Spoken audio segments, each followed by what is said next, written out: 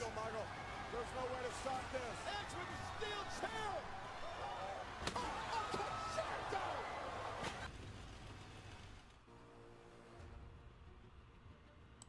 Hey, what's up, guys? Back with another game here today. Finally getting commentary back. My voice is back. It's all good. It's actually not the game I was planning on uploading next. I actually had some Emil 2 games to upload. I was actually in the process of uploading them. But it's a 2-hour wait time, so I said, nah, screw that. So, instead, we're gonna show off a game that's a little bit better than those. Just a little bit. Now, it's Westfield North Spawn, or Panama with air quotes around it. So you kind of know it's a little special, because I try to avoid posting too many games on this map and the spawn, just because it's super easy, and my standards for on this map are pretty damn high, just because I always have really good games, because, well, you know why at this point, I think, at least for those who've been on the channel a while. And it's mostly because of this spot right here. No, this is actually a tank that I have not featured yet on the channel, and I just bought it, like, I think a week ago, and I played some games in it, and it's the Hawk 12, which is the Tier 8 German Light, and honestly, since I've been playing this thing, I have no idea why I haven't bought this thing yet.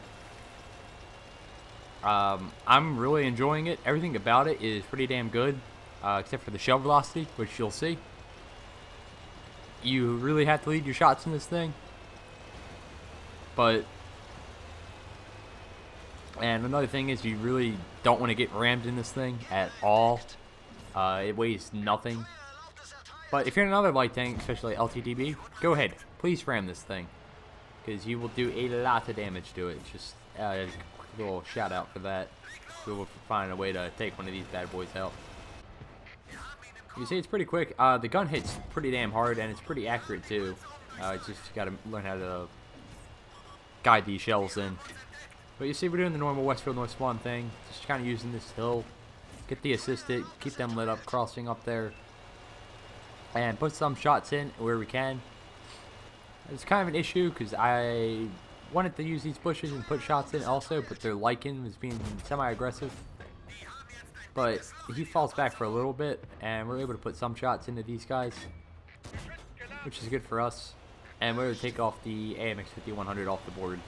So that's our first kill. It's definitely not going to be our last. And there we see our little lichen friend.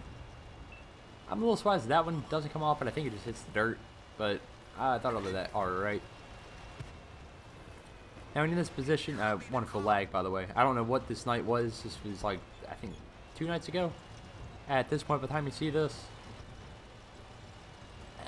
usually my connection is not that bad. It's actually pretty good, usually. Just this night was kind of iffy. So if you see my tank teleporting a little bit, that's why. It's not because I am secretly in a DeLorean going 88 miles an hour. I kind of wish I was, but I'm not.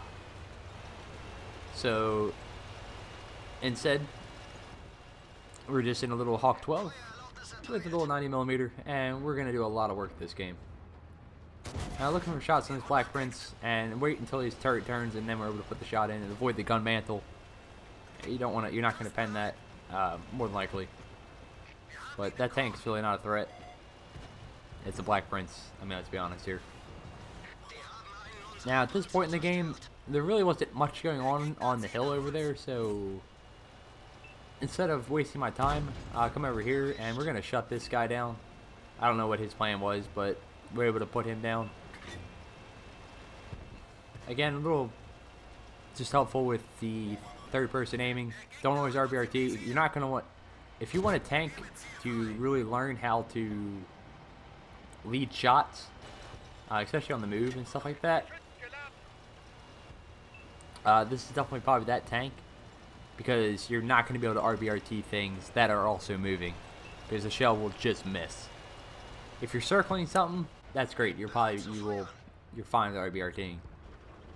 But if you're circling something else that's also moving, especially fast, you're definitely going to have to lead the shot so that it goes in, because the shell velocity on these rounds is not very good. But that's enough about that. You see we're already up to about 1,300 damage, 1,600 assists. Right now, not much going on. We're just kind of waiting, being patient, wait for somebody to make a mistake, and then capitalize on it. At this point, I'm like, I'm not going to do much on the hill up there. And they start killing our tanks, so that was a good call. Take a look at our team's hit points, and it wasn't really stacking up. So instead of making a mistake, losing health that I don't need to lose, we're going to go back around and see if there's anything else hanging down around here. And I believe in a second we are going to spot a Swedish TD, I think a UDES, off to our left, and then we're going to spot the artillery. Now here's kind of a point minus the wonderful lag. You could shoot the arty, and I really would like to shoot the arty, but this guy is going to be more of a threat for us. You see how much we have to lead the shell there? We have to shoot way in front of him for it to hit. Now the arty's a one shot, so we're going to take him out real quick so he just doesn't derp us with a lucky shell. You see here, it's a little risky. I'm just using this mountain cover. I don't really want to take a hit from the UDES at this point in the game. I know it's a close game. I know I may need my hit points. So I'm hoping, yep, there we go. The already takes him out. That was kind of my goal. Or somebody would shoot him, maybe one of the TDs. So now this guy knows pretty alone. So I'm going to reverse back up and see if I can take a shot on him without his gun being trained on me. But he's just kind of panicking, so we don't have to worry about that. That's kind of why you see me doing on these type of tanks with the rear mounted turret. I usually poke up with my turret first. One, so I can get away super quick, I can disengage, but also I can poke corners more effectively, and especially tanks like a turret without turrets. It's just easier. You see a little lag there when I shoot, but I think that was more just my bad aim. I could have waited. I thought he was going to pull back, but you see we're still able to get a shot into him. Now it would be nice to track him there, and this shot, it just barely, it hits right in front of him. Now it's kind of key that it didn't hit, because it's going to allow us to pick up a medal here in the future, or gives us the opportunity to pick one up. So you see right now we're sitting at 4 kills, and right now there are 6 enemy tanks left, and we only have 4. And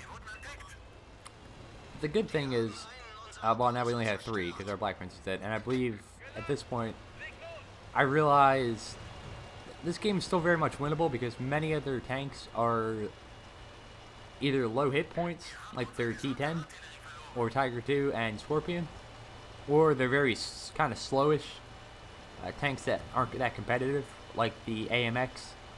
Now you want to be careful about like just blowing people off, like I'm saying, like the AMX M445, because I don't have much respect myself for that tank. It's kind of it's just a joke of a tank. It's bad. But because it almost bites us a little bit, so even if somebody's in a bad tank, if you don't take it for granted, is basically what I'm trying to say. And here's a little bit mistake, but it kind of is worth it. We get an extra shot into the Progetto, the tier 8 Italian tank. Luckily, the Scorpion G does not hit us. And you see, at this point in the game, we're still on 1,100 hit points. So we're still full health. That guy's still healthy, the AMX is. And here we get the T29. And I really want to get this guy off the board, but I think, I don't really know what happened there. I don't know if that was a texture fail. But I really like to get these guys off the board while they're still way, way out. But that's probably not going to happen. I tried to line up a shot on him, but like I said, the shell velocity plus that angle, I would have had to lead that a lot more to hit the hull. It would have been nice. Would have made this part right now a little easier. You see the Scorpion G, I figure he's going to stay on that opposite ridgeline, so I have to keep that in mind. You see we're in a 1v5, so it's a Kolobanov situation at this point. Just a little under 6 minutes to play. And I'm still fairly confident because, like I said, I know 3 of their tanks are one-shot kills. But I'm still worried about this AMX. And honestly, I didn't know that the T10 at this time was a one-shot. But I may have just known I may have caught a glimpse of it. I can't quite remember. But I know these tanks all have different speeds. I know I don't know, but I'm guessing. Now this guy's a little risky. I'm going to take him off the board. Luckily we get a high roll. And that guy in the AMX misses. And we're going to dip out right before the Scorpion G can get a shot and aim at us. Now this guy plays smart. I do not. Took an unnecessary hit. That was kind of bad on my part. He backs up, angles his armor backwards. And at this point, I'm thinking the T10 is probably pushing. I don't think that AMX is going to push me. At least till he has support. And sure enough, we load a heat round because I know this T10's coming. And we're able to land it right in his lower plate. It's the only reason I loaded the heat was because I know it was a tier 9 heavy. And I was pretty sure at that time that he was going to pop up. Just based off how fast the tanks are. Just something I don't know. I just kind of figured. And at this point, I kind of want to get out of this situation because I don't like just being stuck in a corner. Unfortunately, this guy misses us, and Scorpion G, I was guessing, was not going to have a shot. I'm still pretty certain he's on the ridgeline up here. And here, I make sure I aim my shot. It could have taken a shot in return there, but I wanted to make sure he was out of the game. I don't know why he was still sitting there, but we're able to take him out. Now this is risky, and he punishes us for it. Now you could say at this point, I probably could have loaded the heat rounds. I thought he was a little over angle at that point. And I was thinking here, I don't like this situation. Because playing peekaboo with a heavy tank on about 1,000 health isn't really a game I want to play. And I'm trying to run away without getting spotted here. And I think we're able to do it fairly. Yeah, we are. So based off the positioning of where I thought the Scorpion was, which is in the town in the center, I thought it was fairly safe to cross right here instead of going all the way around. Saved me some time. We only had 3 minutes. Trying to traverse these rocks is a little bit of a pain. And we see we respot the AMX, and he's chasing us. That was probably a pretty decent play. Excuse me. Almost done with this. To get out of there. We're just under 3 minutes now, so we got to worry about timing a little bit. But I'm not too worried. Now the Scorpion G, we spot him. Unfortunately, the shot doesn't come off. There's a dead tank in the way. Now this is a little tricky, this situation. I could possibly just go right down the hill at him, and I'd probably get him off the board. But I'd immediately give up the high ground and the view range advantage I have on this AMX. Which you don't want to do in this situation. You always want to have, and especially in a light tank, you want to control the view range. That's how you're going to clutch these type of games. Unfortunately, you see the shell velocity is pretty trash. You see me clicking, waiting for the shell to come off. And you don't want to give up any advantages, because you don't have the advantage of armor and all that, and even firepower to a degree. But at this point, you can see the view range advantage. You don't want to knock the trees over like that either, because that's telling him where I'm at. Now these shots are kind of dicey, because he's got that tank in the way. He is showing some of his turret. But instead of wasting time, we only have just under 2 minutes now. I'm going to reposition, get a slightly different angle on him. I can still spot him. And you see, now we're able to pick up shots, and he's just waiting on his turret. And we're pretty much going to take him off the board with this next shot, I believe. And it connects, and he takes him down. Now the Scorpion G pokes right at this time. I'm trying to see if I can go down here. Luckily, he misses, and boom, we're able to take him off the board. That was kind of lucky. That he missed. He could have had to HE load it, and we pick him up for the 10th kill and the Kolobanov medal. Now this is about my first pools medal in probably 3 years. I did have another one in 1357 about a couple months ago, but that wasn't totally earned. Sins, who I was playing in with, actually let me get the last kill in that game, which was nice of him. But this one felt good because it was actually me getting all the kills, nobody giving me the kills, and we were able to rack up 2,500 base XP, which is fantastic, and just really good result. I'm really digging this tank, and hopefully you enjoyed that, and I sure did, and I will catch you next time.